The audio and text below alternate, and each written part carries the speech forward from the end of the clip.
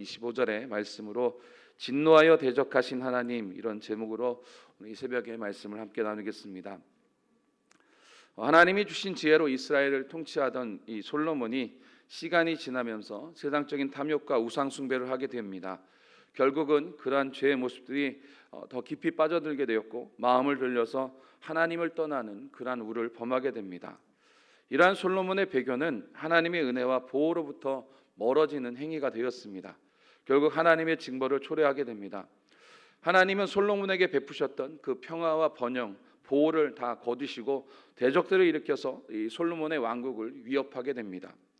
지금부터 630년 전에 세워진 이 조선이라고 하는 나라가 있습니다. 이 사회를 지배하는 하나의 원리가 있습니다. 성리학이라고 불리는 유교 사상이었습니다. 이 성리학은 조선 왕조를 통치하는 단 하나의 원리가 됩니다. 그런데 성리학은 단지 정치의 영역에서만 지배하는 통치의 원리가 아니었습니다. 성리학은 조선시대 일반 백성들의 삶의 모든 구석구석을 지배하는 그러한 삶의 원리가 되었습니다. 그런데 그보다 더 시간을 거슬러 올라가면 구약시대는 조선시대보다 천여 년 이전에 있었던 사회입니다. 이스라엘의 사람의 모든 사람을 완벽하게 다 지배하는 원리를 말한다라면, 또 구약시대 모든 나라의 지배의 원리를 말한다라면 바로 종교였습니다. 구약시대는 종교와 삶이 일치했습니다. 그래서 신정일치의 사회라고 불렀습니다.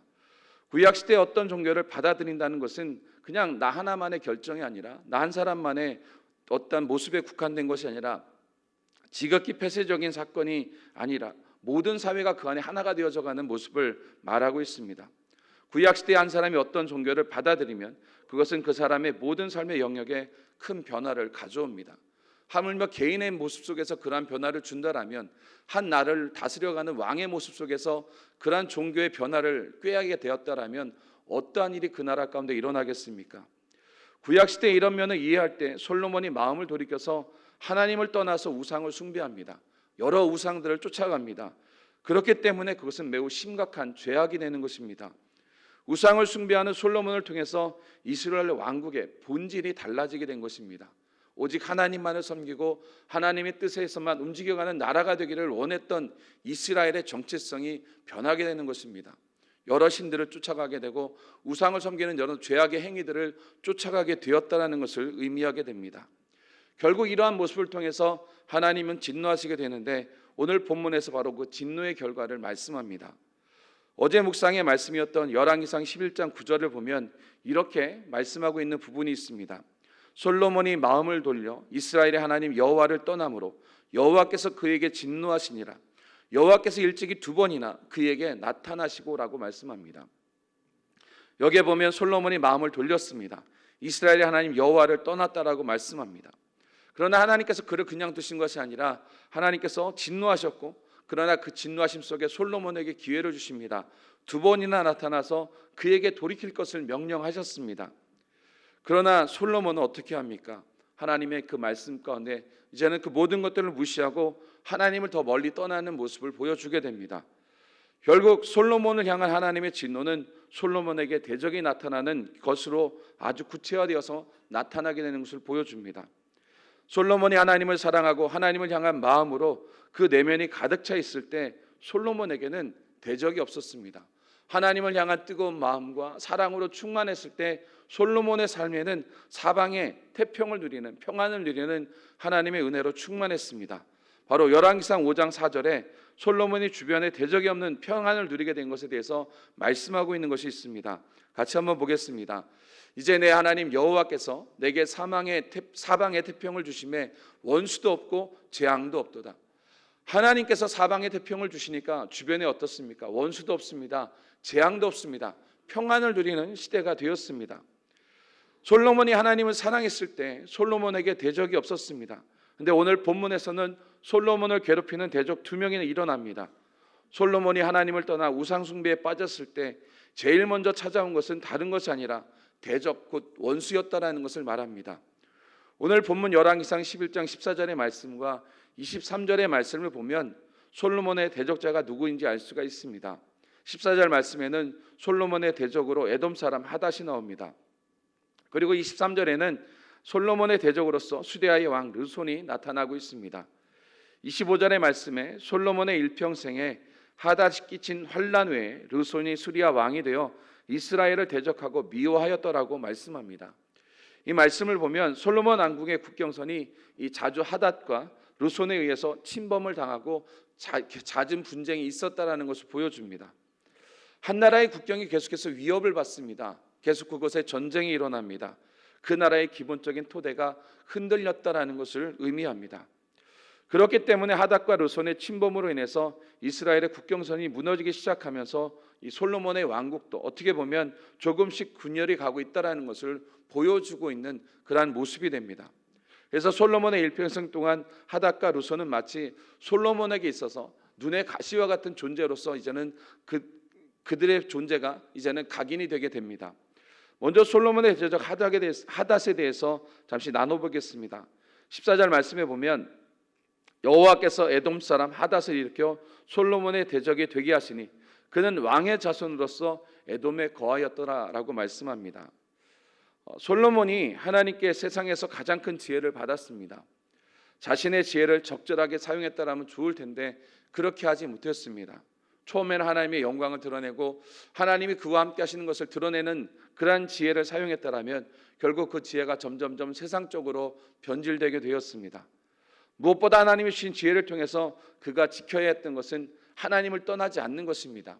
오늘 여러분에게 주어진 것이 무엇이든지 그것을 통해서 하나님을 떠나신다라면 하나님은 우리에게 진노하실 수밖에 없습니다. 여러분, 하나님이 여러분에게 주신 것을 지켜서 더욱더 하나님을 향한 뜨거운 마음으로 나아가시기를 주님의 이름으로 축복을 드립니다. 솔로몬은 하나님이 그에게 주셨던 지혜를 통해서 하나님 앞에 더욱더 바로 서고 그 백성을 하나님의 뜻 안에 바로 세워가는 지혜로운 왕이 되었어야 하는데 그렇게 하지 못했습니다. 오히려 그것을 통해서 하나님이 주시는 부귀와 영화 속에 오히려 주변과의 어떤 인간적인 지혜로서 정치적인 안정을 꾀하고 그로 인해 주어지는 여러 가지 우상을 받아들이는 죄를 범하게 됩니다. 그냥 우상을 받아들이는 것에 끝나는 것이 아니라 그 자신이 그 우상에 물들어 버렸습니다. 시간이 지날수록 그는 탐욕의 눈이 멀어 하나님 앞에서 타락하는 모습을 보이게 됩니다. 솔로몬은 타락에서 멈추지 않았습니다. 그의 타락은 점점점 확장이 됩니다. 결국 하나님을 떠나는 것으로 그 결론이 드러나게 되었습니다. 여러분, 죄라는 것은 항상 우리 속에 들어오면 그 순간만으로 끝나는 것이 아니라 확장성을 갖게 됩니다. 단 하나의 죄의 모습이 점점점 불어나서 누룩과 같이 우리의 삶 가운데서 모든 것들을 지배하려고 하는 모습을 보여주게 됩니다. 처음에는 작은 죄악이 그 사람에게 들어옵니다.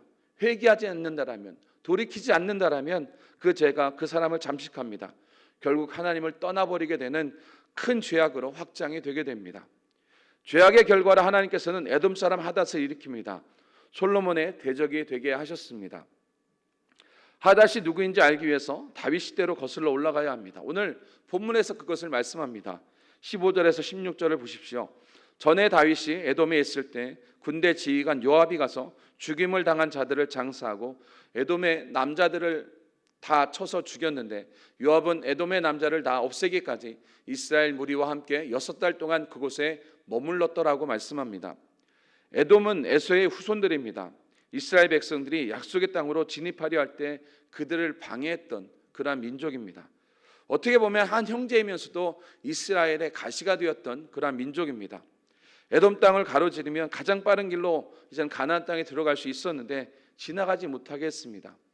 민수기 10장 18절을 보면 지나가기를 요청하는 모세의 사신에게 에돔 왕은 내가 칼을 들고 너희를 대적할까 한다라고 절대로 지나가지 못하게 하겠다라는 의지를 보입니다. 민수기 10장 18절에 에돔 왕이 대답하되 너는 우리 가운데로 지나가지 못하리라. 내가 칼을 들고 나아가 너를 대적할까 하노라고 했습니다. 그랬던 나라가 다윗 때에는 이제는 정복이 됩니다. 아주 그 다윗의 정복 속에서 조공도 바치는 그러한 나라가 되었습니다.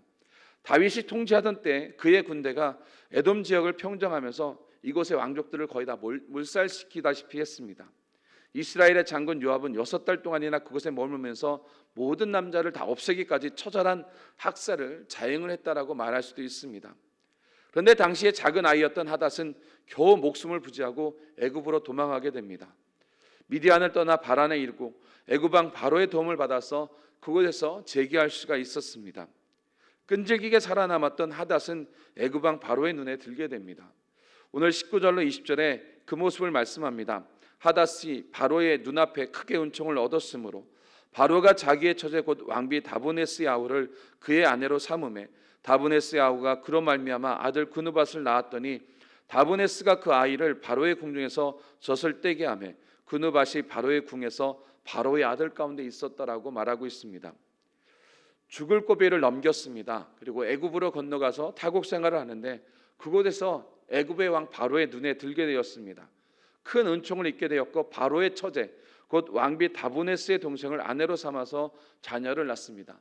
다시 말하면 나라가 멸망한 곳에 왕족으로서 피신했는데 그곳에서 그 나라의 왕의 총애를 얻게 됩니다. 그리고 그 왕의 동서가 되는 그러한 은혜를 입게 되었다는 것을 보여줍니다.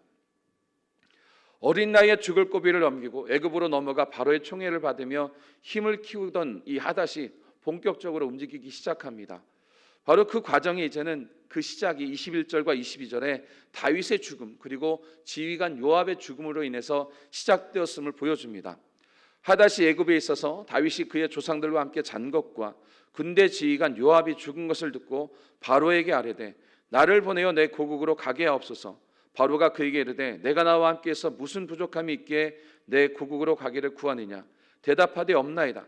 그러나 아무쪼록 나를 보내옵소서 하였더라라고 말합니다. 자, 애굽에서 잘 지내고 있었습니다. 이 하닷이 애굽에서 지내는데 불편함이 없습니다. 왕의 동서로서 모든 것을 마음껏 누릴 수가 있었습니다. 그럼에도 하닷의 마음속에 응어리진 것이 있죠. 자기를 철저하게 망가뜨렸던, 자기의 민족을, 자기의 어떤 가문을 철저하게 망가뜨렸던 다윗 왕가에 대한 분노였습니다. 그런데 그 분노를 이제는 풀어버릴 수 있는 계기가 시작이 됩니다. 다윗이 죽었고 다윗을 철저하게 진압했던 요압이 죽었습니다. 그 소식을 듣게 되었고 이제는 자기의 나라로 돌아가겠다라고 말을 합니다. 바로에게 그 부탁을 하게 됩니다. 근데 지금 바로는 어떻게 보면 바로의 입장에서 본다라면 하닷의 이 요청이 참으로 부담스럽고 껄끄러운 요청이 됩니다. 자기의 동서입니다.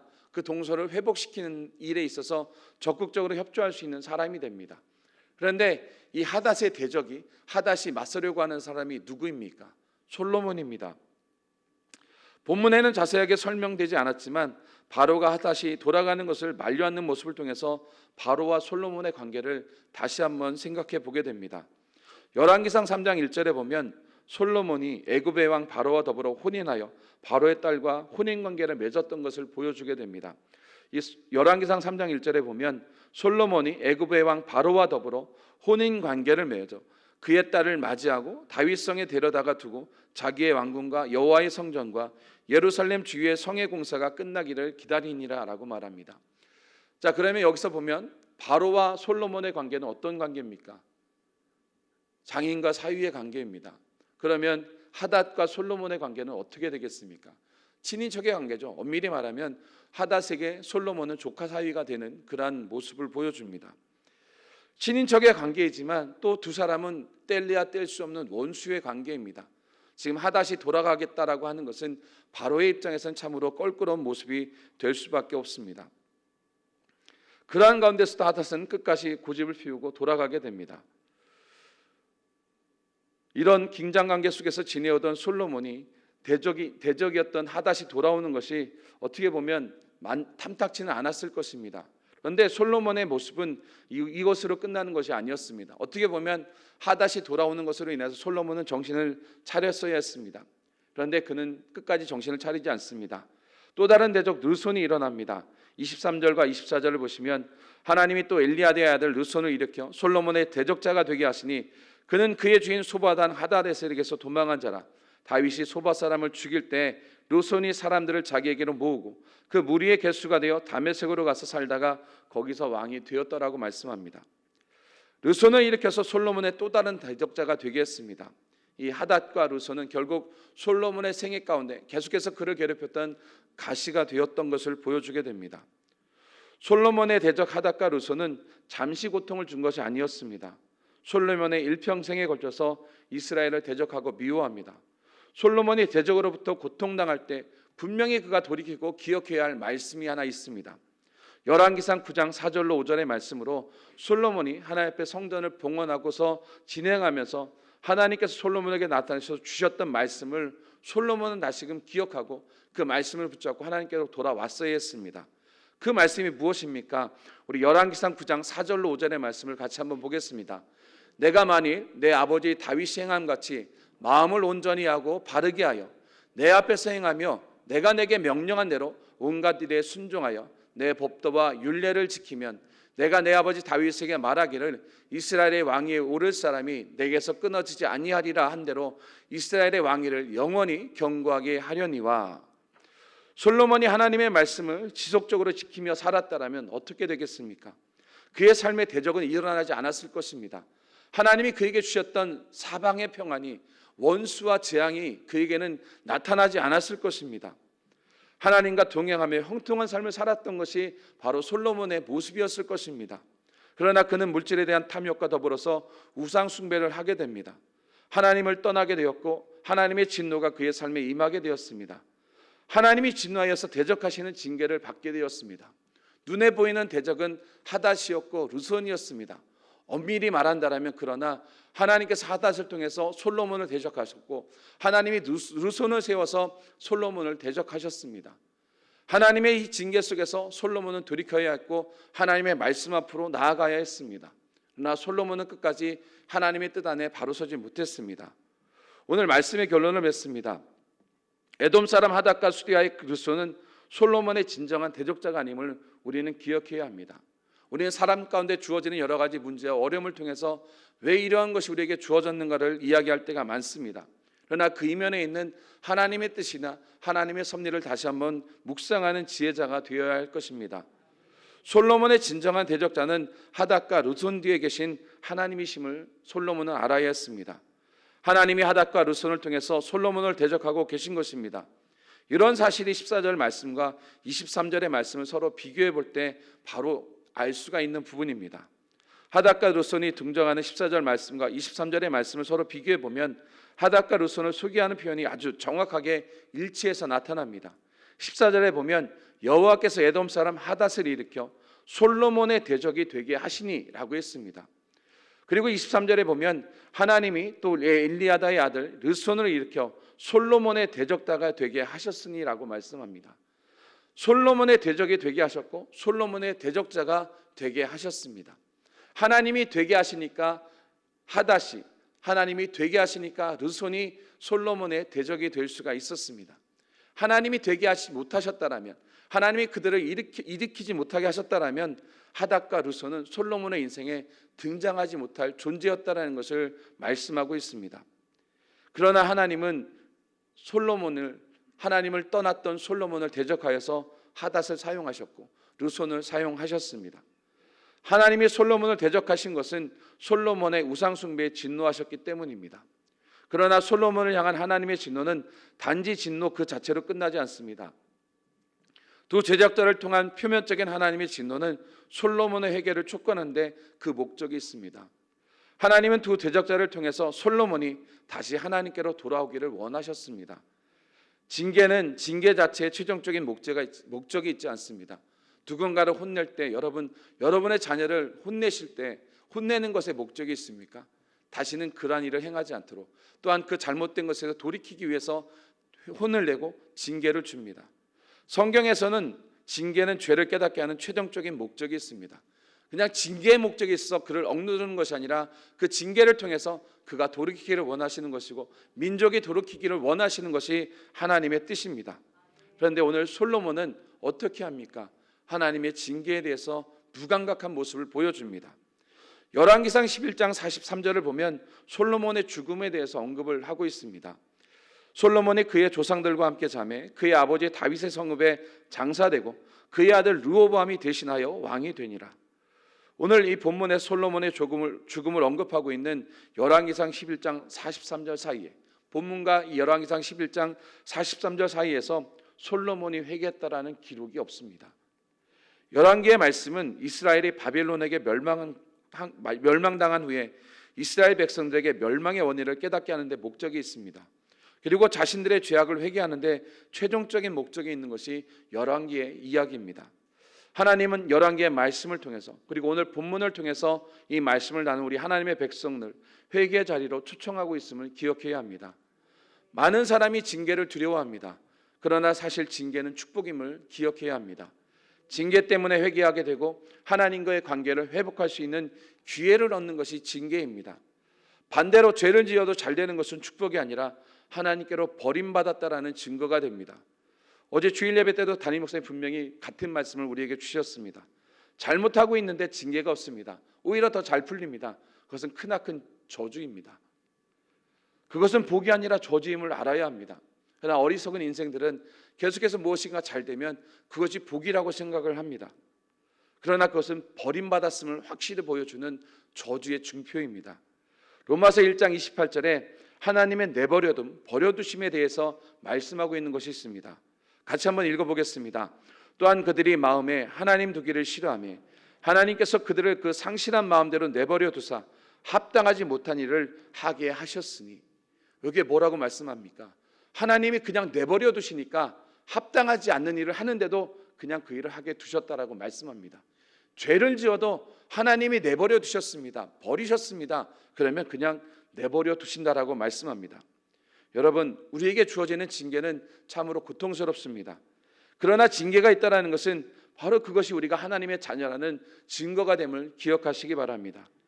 회개는 구원받지 못한 사람에게만 필요한 것이 아니라 구원받은 그리스도인에게, 하나님의 자녀에게 더욱 필요한 것이 바로 회개임을 기억하시기 바랍니다. 그렇다면 징계가 사라졌다는 것은 어떤 뜻입니까? 징계가 사라졌다는 것은 징계가 목적으로 삼는 죄에 대한 깨달음과 죄에 대한 회개가 사라졌다는 것을 의미합니다. 예수님을 믿고 난 후에 그리스도인이 받을 수 있는 가장 큰 은혜는 죄에 대해 민감해졌다는 것입니다. 회개한다라는 것이 과연 무엇을 의미하는 것인지 그것을 깨닫는 것이 가장 큰 은혜가 됩니다. 왜냐하면 하나님을 가장 깊이 만날 수 있는 길은 죄에 대한 민감한 깨달음과 거기에 따른 깊은 회개, 그리고 변화된 삶의 모습 속에 있습니다. 회개하는 사람의 마음은 이제 나는 죽고 내 안에 주님이 사시는 것을 고백하며 자신의 죄를 고백하고 자신을 죽이는 삶을 사는 것입니다. 여러분, 신앙생활의 깊이는 회개 생활이 얼마나 깊이 있느냐에 따라 나타나게 됩니다. 회개 생활의 본이 되는 사람이 바로 사도 바울이라고 생각합니다. 그는 큰 은혜를 누리며 살았습니다. 죄인 중에 괴수였던 내가 하나님의 복음을 전하는 사도가 되었음에 그는 늘 감격했습니다. 그 큰 은혜 속에서 그는 하나님 앞에 늘 고백하는 것이 있었습니다. 고린도전서 15장 31절의 말씀을 같이 한번 보겠습니다. 형제들아, 내가 그리스도 예수 우리 주 안에서 가진 바 너희에 대한 나의 자랑을 두고 단언하노니 나는 날마다 죽노라. 사도 바울의 나는 날마다 죽노라는 고백이 무엇이겠습니까? 저는 한 부분으로서 이것이 회개라고 생각합니다. 날마다 자신을 쳐서 죽이며 주님 앞에 나는 죄인임을 고백합니다. 그리고 날마다 자신이 죽어지고 내 안에 예수 그리스도가 살아나는 것을 고백하는 것이 나는 날마다 죽노라는 고백 속에 담겨져 있습니다. 여러분, 우리는 그리스도 안에서 죽어야 합니다. 예수 안에서 죽고 새로 태어나야 합니다. 이 과정이 바로 회개를 통해서 이루어지는 것입니다. 바울은 매일의 삶을 회개하며 자신을 죽이고 예수님 안에 새로 태어나는 날마다의 삶을 고백하며 살았습니다. 우리의 신앙은 죄에 대한 깊은 깨달음과 참된 회개를 통해서 진정한 생명력을 유지할 수가 있습니다. 오늘 하나님은 우리들에게 말씀을 통해서 무엇을 깨닫게 하십니까? 하나님은 오늘 하루를 통해 우리의 어떤 모습을 우리에게 원하시고 계십니까? 하나님은 우리에게 분명한 죄가 있으면 우리가 회개하도록 다양한 방법을 사용하십니다. 오늘 본문처럼 솔로몬에게 대적을 일으키셨던 것처럼 대적을 사용하기도 합니다. 바로 사람이나 때로는 환경을 사용하기도 합니다.